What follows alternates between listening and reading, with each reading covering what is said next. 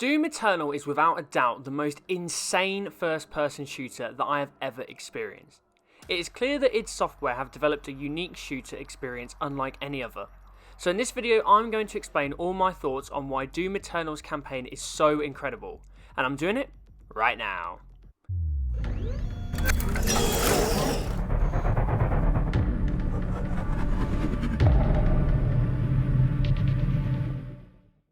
Hey squad, Sykes here, and a kindly reminder that if you enjoyed this video, please make sure you leave a like, you head over to InstallationX and subscribe, and you don't forget to hit the bell for notifications of future uploads. Firstly, this is your full spoiler warning, as this video will contain narrative and gameplay spoilers for Doom Eternal's campaign. And secondly, in typical Doom fashion, this video will contain graphic scenes of gore, so you've been warned. Now I must admit that up until the release of Doom Eternal, I haven't played a Doom game. Aside from dipping my toe into the water with a few hours of Doom 2016 when it was available on Xbox Game Pass, this is my first full dive into the franchise. Coming out of it, I felt mentally fatigued, eyes pulsing and in shock at what an intense experience I had just had. Doom Eternal is without a doubt a first-person shooter raging out on steroids, but for all the right reasons. The campaign of Doom Eternal is one of the best campaigns I've ever played in the first-person shooter genre. The reason for that is down to the fact that traditional tropes of many FPS games are scorched to cinders for a new unique experience that is punishing but really challenges you to master mechanics to experience the genre in a completely new way. Now the one thing you have to do with Doom Eternal is go in open-minded. id Software has designed Doom Eternal to completely abandon everything you have learnt about the FPS genre. If you do that, this will be a breath of fresh, fiery, hellish air. If you can't, then you could potentially be left frustrated and disappointed. The story of Doom Eternal follows a relatively simple thread. The Doomslayer has arrived at Earth to find the demonic invasion has already begun. In order to stop it from being completely fulfilled, Doomslayer must eliminate the 3 Hell Priests who submit to the bidding of the Khan Maker.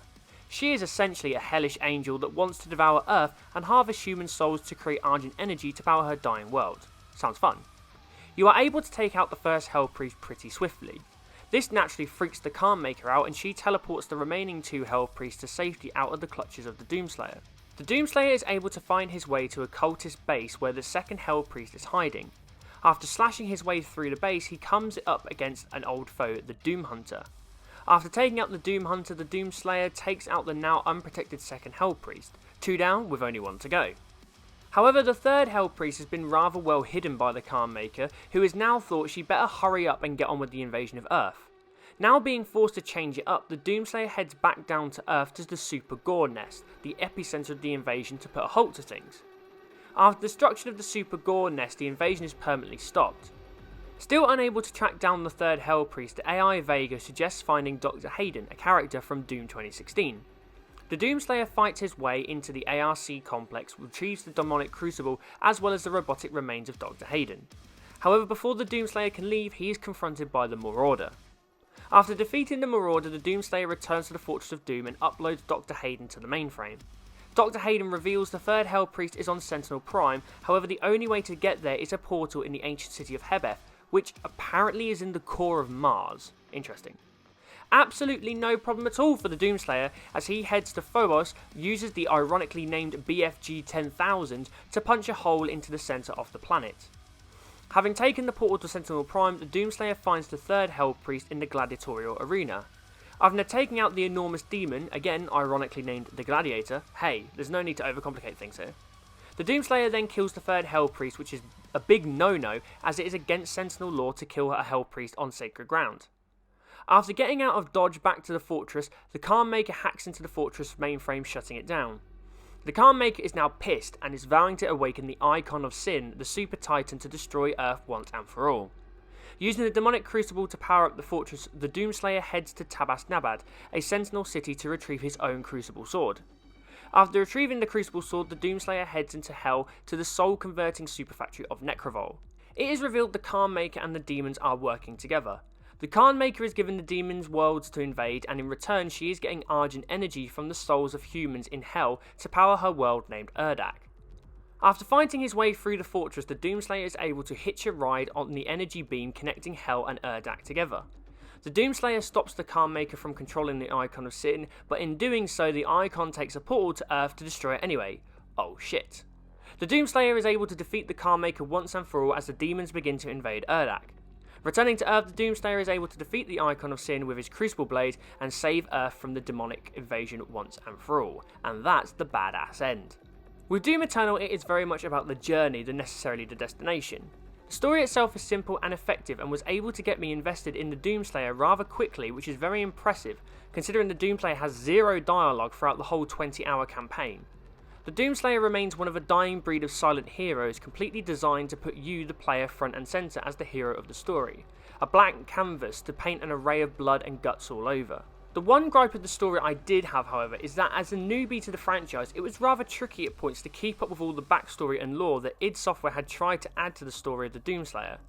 Dr. Hayden acts as a good sound piece for exposition later in the game, but for the first half it can be difficult to piece together all the parts of the Sentinels, Hell, and the Calmmaker, leaving you somewhat confused at points. It's the gameplay of Doom Eternal that really brings the campaign to life, more so than the environments, the soundtrack, and the character dialogue. Don't get me wrong, all these were brilliant as well, but it's the gameplay mechanics that id Software intelligently put front and centre. What is unique about Doom Eternal is that it flat out refuses to hold your hand when you are in the thick of it. This game is challenging and will punish you if you make mistakes. That's not to say it isn't balanced, because it really is, but the game forces you to master its mechanics in order to succeed. If you want it, you have to go and earn it, folks. Doom Eternal sets in place clear mechanics for you to get health, armour and ammo, the three key components. Health can be gained by performing glory kills on staggered demons that are incredibly gruesome but in an awesome way, and not too over the top, in my view. It toes the line very well for my liking. Armour is gained by setting enemies on fire with your Praetor Armour's Flame Belch ability. Ammo is gained by performing chainsaw kills, however this has to be managed as you can quickly run out of fuel for your chainsaw and get caught low on ammo at the wrong points in the battle. Each of these core mechanics is vital to surviving and thriving in many of Doom Eternal's insane battles against hordes of demons. Mismanage these and you will die, and quickly. Let's not forget speed as well, as everything in Doom Eternal is at a breakneck pace. How do you counter having no sprint? Well, you up the base speed and add in a dash ability to keep you moving. Standing still is a certain way to die in Doom Eternal, and you have to keep moving in order to get yourself some breathing space to figure out your next attack. Now this may sound daunting, but it is the case of learning from mistakes. Managing all these abilities at the speed of which you need to soon become the norm, and you will feel right at home with 10 different demons coming at you, low health, low armour and low ammo. Piece of cake. Of course, any great shooter has to have a great set of guns, and that is true about Doom Eternal. What is great about the arsenal of Doom Eternal is that there is space for you, the player, to add a level of customization for your preferred playstyle, even though everyone has exactly the same weapons. This is because of Doom Eternal's mod system. Mods are add-ons to the base weapon that can be swapped in and out at the click of a button, meaning you can mix up your arsenal mid-fight to give you a better chance of success. These mods can then be continuously upgraded using weapon points until you unlock the weapon mastery by using either mastery coins found scattered around the map or by completing mastery challenges. Some of these weapons are a real standout.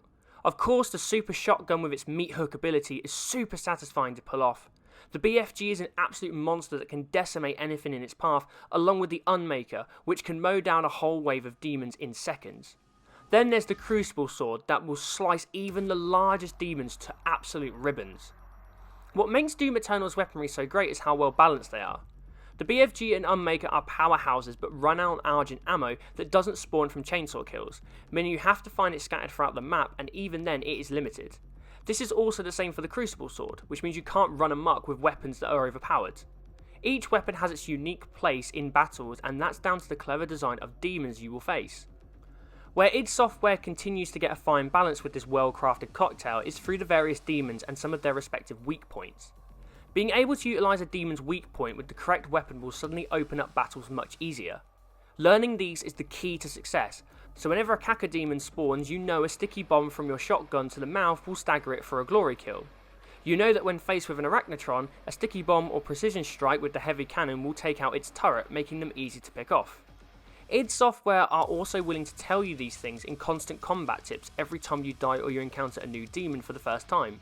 They are willing to give you the solutions to solve the problems, it's just that you need to execute it correctly.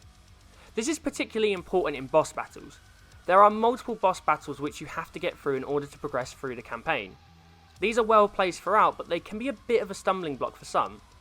Although I love the challenge of the boss battles, I felt they did pull you out of the non-stop fast-paced action of the main missions.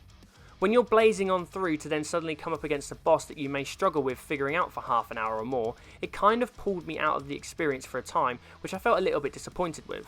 What was cool, however, is that the demon bosses you defeat turn up in later missions when you are now more powerful, which makes them easier to pick off and feels like a form of redemption for all the time you spent trying to get past them the first time. Doom Eternal follows a very uniform pattern in its level design, but it's very effective and makes for fantastic pacing for the majority of the campaign. Levels typically involve quieter and slower sections, giving you the chance to take in the environment, solve some puzzles and dabble in a little bit of parkour and exploration. Taking the time to explore levels deeply in Doom Eternal is important, as it can have a real impact on the progression of your Praetor suit, weapons and abilities. That's because many of the items you can find throughout the world serve a purpose of making you more of a badass. Praetor suit points are used to upgrade your suit, Sentinel crystals to upgrade abilities that increase your base health, armor and ammo, Sentinel batteries are used to unlock sections of your ship to give you access to variants of the Doomslayer's Praetor suit and other items to use for upgrades. There are of course the odd fun collectibles in there, specifically album tracks of previous Doom or Quake games and the neatly designed demon toys that can be displayed in the fortress. Once these sections are over, you are then thrown into the combat arenas that act as your intense centerpiece battles. These are all neatly designed, often with various levels of verticality, giving you multiple options to approach your horde of demons. Getting through multiple arenas a level with the slower periods in between is what gives Doom Eternal its unique intense ebb and flow feel. These combat zones are then ramped up to 100 when you go into Slayer Gates. Slayer Gates are unlocked by finding the Slayer Gate key. These are unique arena areas separate from the main mission that reward you with an Empyrean key to unlock the Unmaker weapon in the Fortress of Doom. There are 6 Slayer Gates to complete, and when I say that they are mental, I mean it. These areas are some of the most challenging and intense periods of gameplay that I've ever experienced in any game, let alone a shooter. However, as with the main missions, once you have a handle of the different systems, weapons and demons, these Slayer Gates become much more easier to complete, even when they continue to get more complex as you go through the game. The designs of the demons themselves are awesome, and unique at creating a very diverse lineup of enemies to continuously fight against that challenge you at every encounter. Cheat codes are also a welcome addition which you can find around the world to mix things up for added replay value, which is my next step when going back to find those odd items I've yet to collect. The environments are also very well crafted, offering different areas of Earth, Mars, Hell and the different Sentinel worlds to keep things feeling fresh and vibrant instead of getting too mundane with the same blood, guts and gore of the more hellish environments.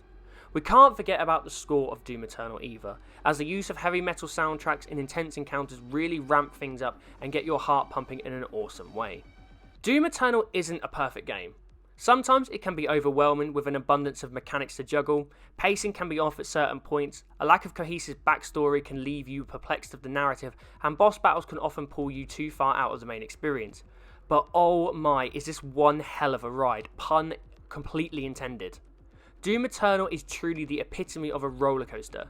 Slower sections designed for you to catch your breath and take stock of the scenery before intense drops or turns of insane speed blow your mind to pieces, and that is Doom Eternal. Some may say the game is too hard and too difficult. However, having completed the game on the Hurt Me Plenty difficulty, Doom's version of normal, I would counter that by saying it challenges you, the player, to throw your previously developed first-person shooter habits out of the window and master the mechanics of a new-look FPS. If you are able to do this, Doom Eternal for me stands out as one of the best shooter experiences in the gaming world, and for me it was a truly incredible ride. Well squad, I hope you enjoyed this video. If you did, then please make sure you leave a like, you head over to InstallationX and subscribe, and you hit that bell for notifications of future uploads. Let me know your thoughts on the campaign of Doom Eternal in the comments section. Don't forget to follow myself and the channel on social media with links in the description. And as always, I'm Sykes, and for more on Doom Eternal and all things Xbox, stay tuned to InstallationX. Bye guys.